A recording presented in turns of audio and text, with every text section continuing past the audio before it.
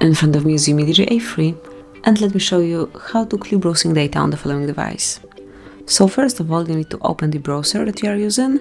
In my case it is Google Chrome, right here.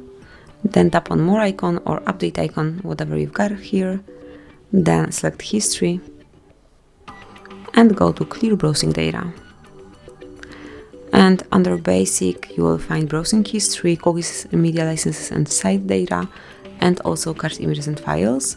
And then under Advanced, you have few more options, which are Saved Passwords, Out of Inform Data, and Site Settings. Smoothly mark those that you would like to remove. In my case, it will be all. And then select the time range. So just click on time range and pick time, actually the period of time from which you would like to clear your browsing data. I will pick all time and select Clear Data. Click on Clear to confirm, and that's it. As you can see, there is no longer history here, it has been done. So congrats, thank you for watching. Please subscribe our channel and leave the thumbs up.